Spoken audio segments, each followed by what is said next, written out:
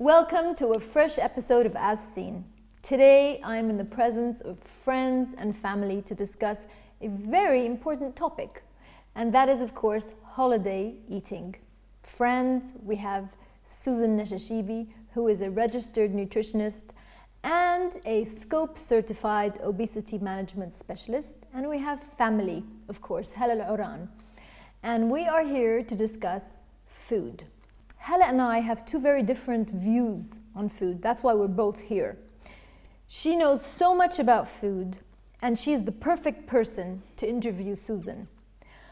I'm here because I have some questions that are about topics that are specific to me, and maybe to other people.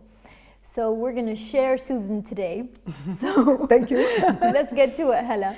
Hi, Susan. Thank you, Sahad. We're going to start by talking about the holiday season. Obviously, despite the COVID situation, we have the holidays, it's the season, and there's plenty of food around, seasonal food among others.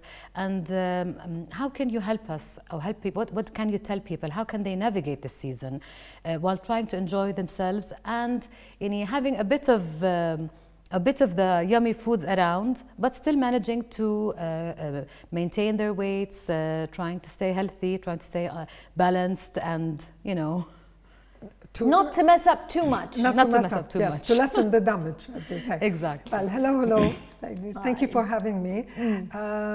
Well, the holiday is here, the holiday season. We should have a relaxed kind of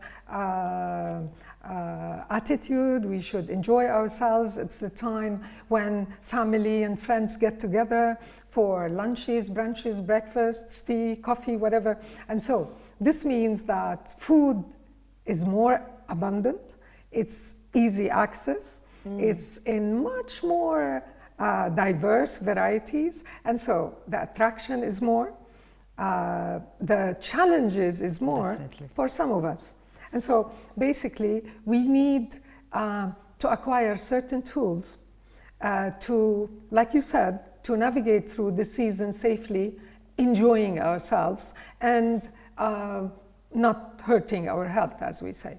And so basically what I advise is that the first tool that will set us on track is the positive mindset. So we should go into the holiday season, not just the holiday, even the vacation, the weekend. We should always go in a positive kind of mindset, an open mindset, a broad-minded mindset, a relaxed one, undeprived, exactly. Thinking that, we are allowed to eat, we're smart enough to choose, and so this is not the last time that we're going to eat. And so all these signals will give us a kind of lower tone as far as cravings and temptations are concerned. Now, the positive mindset is tool number one. Like I said, it's the baseline, which will just put us on track. And lessen the cravings, basically. Exactly. But in order to kind of we have the right mindset, but we need tool number two. And that's the knowledge.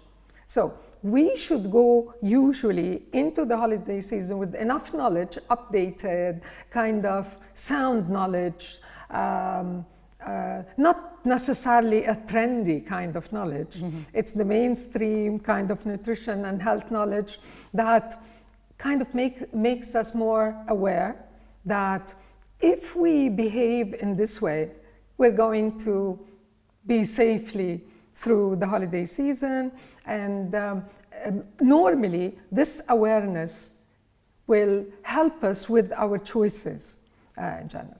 Now, we have the knowledge, we've updated our knowledge tank with updated info, and so the tool number three, now we're ready for tool number three, which is the power, the positivity to action plan the knowledge.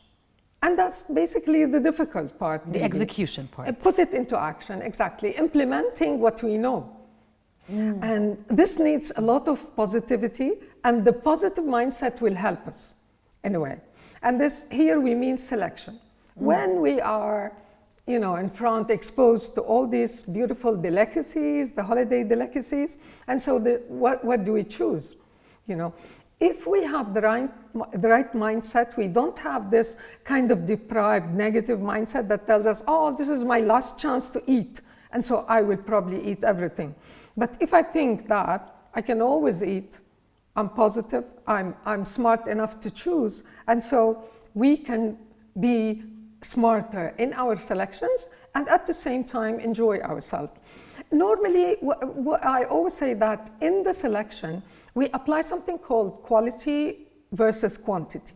And if we're eating a healthier kind of choice, then we can bypass the quantity. If we're eating not so healthy, let's say, we don't like to use the word unhealthy, less healthy, and so we sort of apply the portion control. And this way, it will help us enjoy ourselves, choose healthy, and feel like we are 100% normal people that can, enjoy what's in front of us. That can be around food and not panic. But sometimes we can kind of overeat or overindulge. Something is extra delicious. And so this is where we need the last tool, which is the instant remedy tool. So we have the instant remedy is there to help us if we happen to indulge. And it's okay to indulge. Overindulge, probably. No, not necessarily overindulge, just indulge. And so we need the instant remedy tool so we can allow ourselves, provided we remedy later. So we settle accounts on sooner rather than later. You see, which is kind of a beautiful roadmap for the holiday season. That's excellent, because I know lots of people, which leads us to the second question. I know many people who use intermittent fasting to deal with such situations. For example, maybe it's an instant remedy technique, I don't know. But what do you think of it? Because I know there are different versions of intermittent fasting. Definitely. And I know some people actually abuse it slightly, or so I see. Then I'm not the expert. So what do you think about it and the different versions and how we see? Fasting is a ritual that has been used by ancient nations. It was used as a healing kind of remedy. And but this is, we're talking about prolonged fasting. And then of course we have the Ramadan fasting, which is a little bit in the same mode as the intermittent fast. When we say intermittent, it gives us an idea of a stop and go thing, you see. And in the intermittent fast, the main idea is we have an eating window and we have a fasting window. Now, usually there's something called the circadian intermittent fast, which is, it divides the day into 24 hours into two parts. So we have the eating window, 12 hours, and the fasting window is 12 hours. And that's quite normal. And that is, in my opinion, a very beautiful default for everybody to use.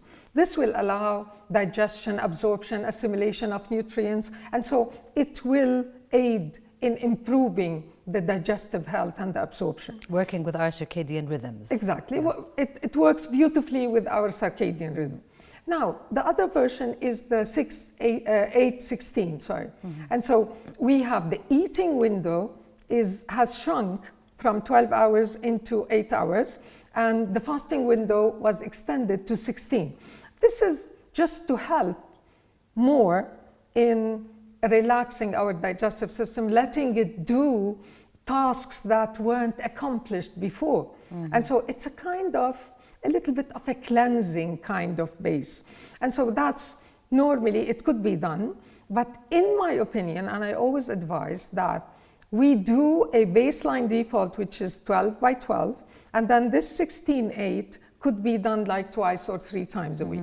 Now, there has been a lot of research about the intermittent fast, and what they say is that it does have positive impact on health, and it might contribute to positively to weight management, as far as I know. And usually what I want to put a very important remark is that in the 12-hour circadian fast, we have like in the 12 hours, we can put like 2 lighter meals, 1 main meal and 2 snacks. Now, when we shrink the eating window into 8, we cannot possibly do that. So we have to manage the eating. It goes into 1 main meal and 1 lighter meal and 1 snack. And the most important thing is that you will do yourself a big favor if you do this fast and you eat healthy. So we cannot sort of eat whatever and eat junk and eat high fat food, deep fried foods and sugary foods and say, okay, I didn't benefit from the because fast. I know some people believe that having like 6 hours to eat or 8 hours allows them to eat It's like my less last chance. healthy. Yeah, it might give an indication of deprivation and so, oh, this is my chance to eat. So we need to be relaxed about it and just use it in a most efficient way. And of course, in the fasting, in the intermittent fast, the fasting hours, they do have fluids.